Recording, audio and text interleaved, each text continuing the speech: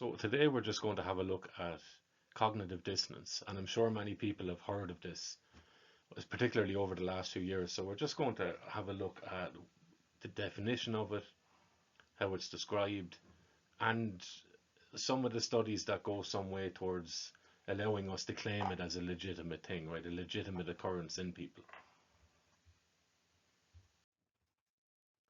And we're going to keep this one nice and basic, nice and simple. So this is a definition from Wikipedia. There's a lot of words in it, right? And we'll pick them apart in a few seconds, right? So the quote: what is cognitive dissonance? In the field of psychology, cognitive dissonance is described as the mental phenomenon of people existing with unwittingly and fundamentally conflicting cognition, right? Wordy stuff, right? Being confronted by situations that challenge this dissonance may ultimately result in some change in their cognitions or actions to cause greater alignment between them so as to reduce this dissonance.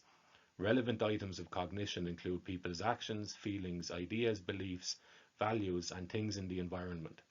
Cognitive dissonance exists without signs but surfaces through psychological stress when persons participate in an action that goes against one or more of conflicting things.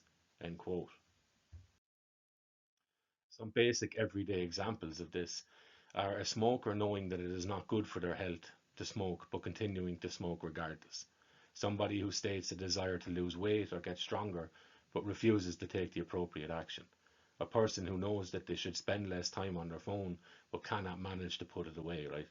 There are endless examples which could be given, and 10,000 of them would only go so far in aiding our understanding of what the actual psychological dynamic is. You could even call it a moral dissonance, where a person's privately held morals may clash with what they view as the socially accepted morality. How much of one's time is taken up by simply trying to make money, earn a living?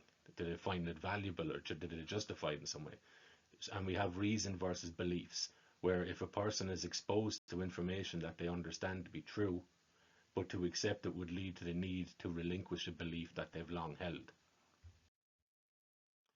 And depending on which school or which subject or which approach you take in regards to sociology or psychology, they nearly all have their own nuanced way or their own individual way of describing this. And I would say that as it goes on in you, this dissonance, this anxiety, right, this uneasiness, as it goes on in you, it is you. There is a dissonance in your being or a disturbance in your soul, right? There's a schism, a disconnect. You might hear it as people saying that you're unaligned, you're not living with integrity, you're being inauthentic, you are caught in a psychological complex or by a psychological complex, or you have a mental disorder, or you're being incongruent, or you're disturbed, you're not in your right mind, you're away with the fairies.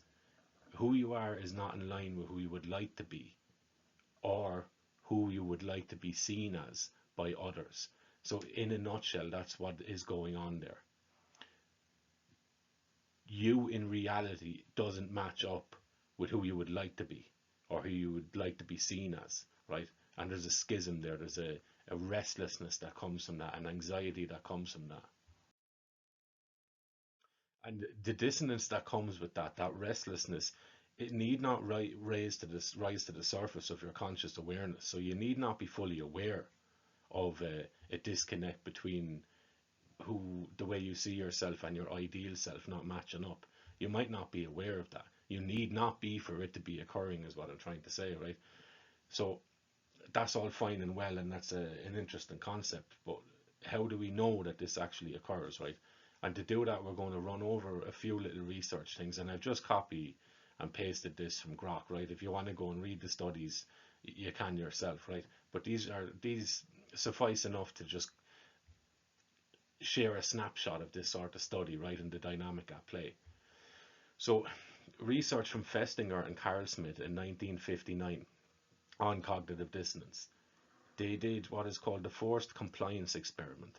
In this classic study, participants were asked to perform a boring task, which was turning pegs in a board, and then they were paid either $1 or $20 to tell a waiting participant that the task was enjoyable, to lie essentially, right?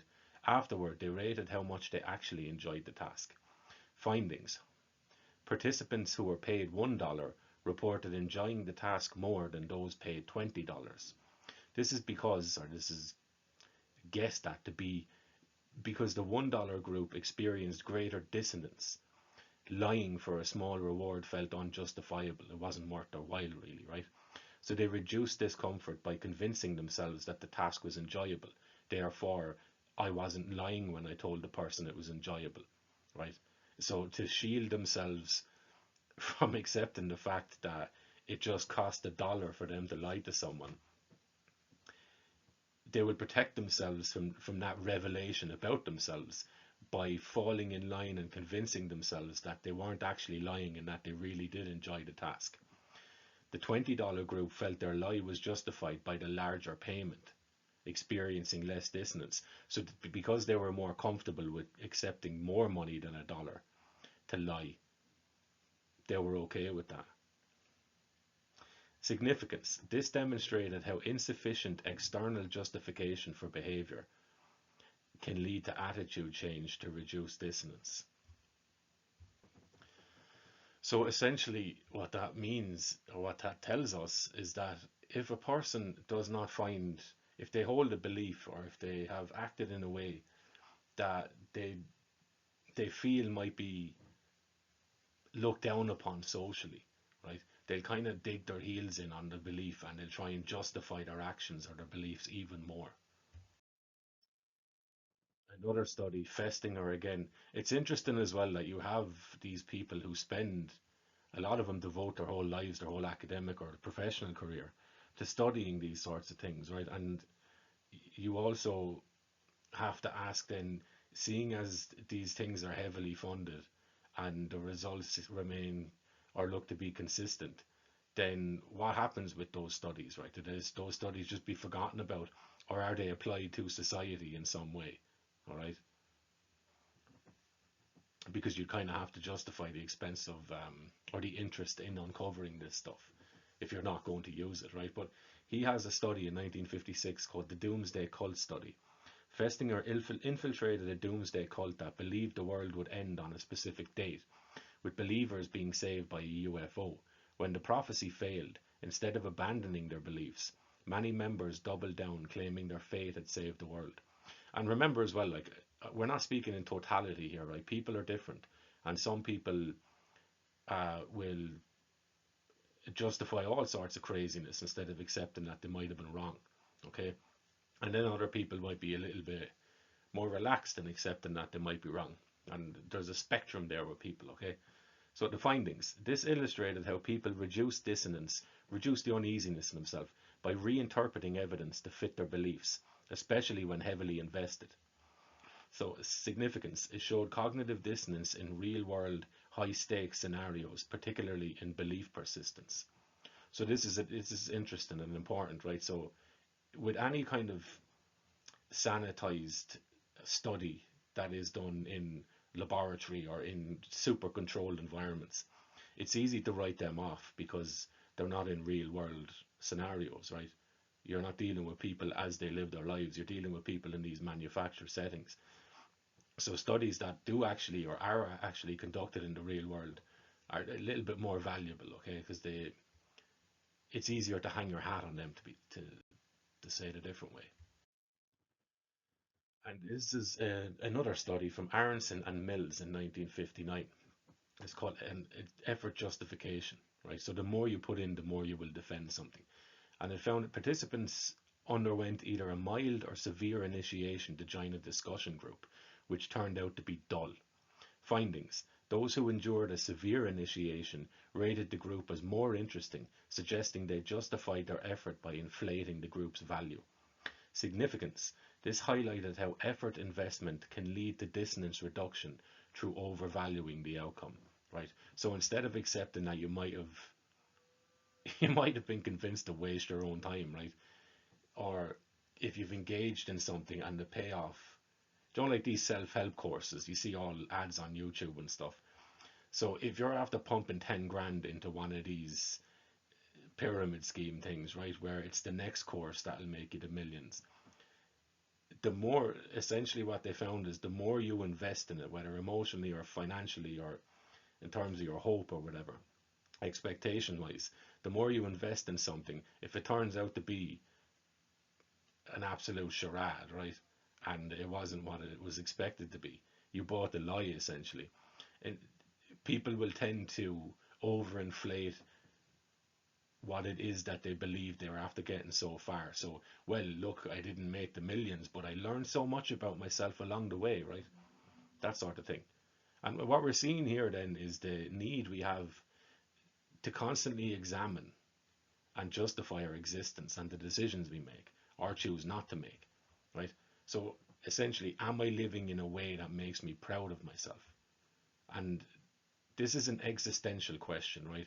I think everyone runs into this at some point in their life. Some people entertain this question daily, right? So that's would nearly be a kind of ritualistic thing of people praying, right? Asking themselves, reflecting on themselves daily, decision by decision, maybe, or maybe not that neurotic, but on a dedicated time of the week or whatever the case is, right? Where you reflect on yourself and ask yourself, have my actions been justified? Have I been living consistently? Have my actions mirrored the values I claim to have? Okay. And this seems to be a given, right, in human beings that we reflect on our existence, right? We assess ourselves existentially. Another study then is from Brehm in 1956 called post-decision dissonance. And in this, participants rated appliances, then chose between two they rated closely. So they rate two appliances as an 8 and a 9. Okay. After choosing, they re-rated the appliances. The findings: participants increased their rating of the chosen appliance and decreased the rating of the rejected one, reducing dissonance about their decision. Significance: this demonstrated how decisions can create dissonance. The very burden of being alive, right? I spoke about this the other day. We are all saddled with the anxiety that comes with having the freedom to choose something. Uh, yeah, so this demonstrated how decisions create dissonance, which is resolved by enhancing the appeal of the chosen option. So once somebody has aligned with a belief, an action, or any choice they've made, they tend to seek to justify it in the face of opposition, right? So if you're if you've been handed horrible choice number one and awful choice number two, right? If you pick one, you'll amplify the greatness of the one you picked so as to not look like a fool, okay?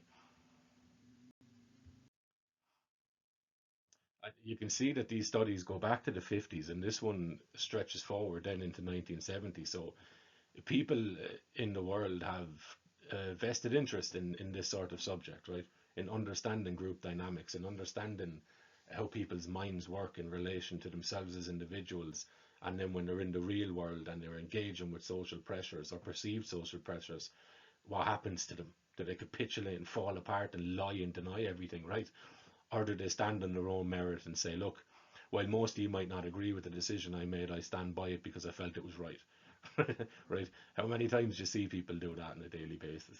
You know, that's real living, right? You live by the sword, you die by it, and that's what this stuff is studying, right? So continuous study of this dynamic over the decades. And you would wonder then, is this just some sort of academic interest, or is this being funded because this stuff is going to be applied to people, right? I think you're naive if you assume that this stuff is not in active application to whole nations and societies.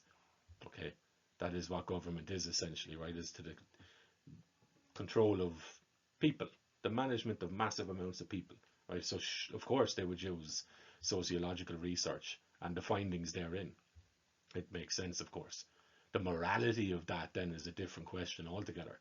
But the reality of governments, nation states, different elements of the state, education state, whatever it is, take whichever organization you want, right? The reality that these things apply these sorts of findings, that's a given, right? That's a given. They're explicit in stating in some areas too, okay? And we can talk about that another day. But this study is from Cooper and Warshall in 1970. Study context. In their study, Cooper and Warshall explored the conditions under which cognitive dissonance leads to attitude change. focusing on the role of the consequences of one's behavior. Okay, methodology. They replicated Festinger and Carl Smith's 1959 experiment, which we read, but introduced a new variable, which was whether or not the participant's lie had actually convinced another person. Participants were asked to write an essay advocating a position opposite to their own beliefs, a counter-attitudinal advocacy, right? So go out there and sell a lie. Some participants were told that they had successfully convinced another person of the position they argued for, even though they argued for it, they didn't believe in it, while others were told that they didn't, right? So the findings, dissonance and consequences. They found that the dissonance was particularly pronounced when the lie had real-world consequences, when participants believed they had convinced someone else of the false position, or the position that they didn't adhere to themselves, okay? So when someone believes that a position they've taken will cause someone else negative consequences, the schism is greater, the uneasiness in their spirit is greater. We continue. The attitude change was greater in the group who thought their lie had an impact, suggesting that the unwanted consequence of misleading someone else was a significant driver of dissonance reduction through attitude change. Right? And what that's suggesting is, or what that's demonstrating is that if somebody convinces someone of faulty information to allay or remedy that feeling of uneasiness of causing someone else potential harm, they will change their attitude to be in line with the position that they sold to someone else. So in the beginning, they are fully aware of the fact that they're selling someone a lie, a position that they don't hold themselves. But when they find out that the other person has accepted that position, the person selling it will then realign their position to be in line, to be in agreement with the lie that they sold to somebody. Fascinating, right? So incentive and dissonance, like Festinger and Carl Smith, they observed the inverse relationship between incentive magnitude and attitude change, but only when the participant's behavior led to an actual consequence. This supported the idea that dissonance is more about the aversive consequences of one's actions than merely the inconsistency between cognitions. Okay, so if your thinking is faulty, it would be easier to realign that than to justify the schism between it in some irrational capacity or some irrational way. But if that schism is after causing, if your faulty thinking is after causing a negative impact on someone, you'll dig your heels in and you will try and save yourself from being the villain, right? So what you'll do is you'll realign your actual position to be in line with the lie that you're after selling. And look, you've seen this over the years as well. I'm sure everyone has an example they can pull where. So Piers Morgan is a great example of it. I just use him, right? So he was very, very heavy-handed in his admonishments of people who chose not to take a vaccine or wouldn't wear masks or anything like that, right? And subsequently, he's now come around to the fact that he bought a lie. But he won't come out and say, you know what, I was fooled at the time. What he comes out and says is, I got it wrong, but it was only months after I got it wrong that I found out that I was wrong, even though there was other people who could have told him he was wrong and shown him how he was wrong. You know, so he's still not admitting it fully. He's kind of still trying to justify his actions in some way while agreeing that they were wrong or that he was wrong in them. You know, so it's not a full admission. He's still caught. So to sum up and to reflect, what have we learned? We've learned that cognitive dissonance is when a person is holding two contradictory positions simultaneously, or the holding of two contradictory positions causes an uneasiness in the person, whether they're aware of it or whether it's an unconscious unease. It's still there. This causes a disturbance or an anxiety in the person. How do people react to this? We found that they can adjust their position so that the disturbance is neutralized, or they can engage in a myriad of defense mechanisms: denial, rationalization, blame, etc. We have seen that this psychological dynamic has been, and still is, well studied over the last century. Festinger and Carl Smith in 1959 shows us that the more a person feels that they've wasted their time or have had their time wasted, that they've been taken advantage of, the more they will fight against accepting this. If you perceive your reasoning behind taking a certain action could be seen as weak or cowardly by others, you will attempt to cling to any and all justifications other than your choosing based on what could be seen as a character flaw. Festinger in 1956 showed us that if a person makes a prediction based on their beliefs which does not come to pass, instead of entertaining the idea of them being wrong, they will explain away the prediction's failure as being fixed or remedied by the person's initial faith in what the prophecy, right? A real-world contemporary example is the person who claims that masks work in stopping viruses, and they claim the fact that they have not got the virus as proof of the mask's efficacy, and therefore a justification as to why they will continue to wear one, right? So there's no real, there's no real reason to it, right? Because they will ignore the fact that they hadn't got the virus in the time before they were told to wear the mask too, right? So they leave that out conveniently because that goes against their desire to align with what they're told to do. Okay. We continue here with Cooper and Warshall, 1970, found that shares if a person shares faulty or dishonest information which leads to an impact on another, the person will alter their stance so that it falls in line with the faulty information. They will defend a lie rather than admit that they may have caused harm or that they were duped. And I was going to continue with this, but I will leave it at this for today. Next, I'm going to be looking at some mechanisms or some applications that would allow for somebody or for people to be more inclined to develop a cognitive dissonance or to sustain their cognitive dissonance. Okay, so we'll spend some time over. Well, we see how far we take it, right? But there's some really interesting areas to get into with this, and some of it is kind of common sense to people, right? We're just sticking to scientific language or whatever on it because that seems to be more palatable to people. That seems to be the flavor of the age, right? So unless someone has studied it and verified it, then my common sense be damned, right? So we will peel the onion on this thing and we will see how far we can get into what it is to be a human being, okay? Thank you.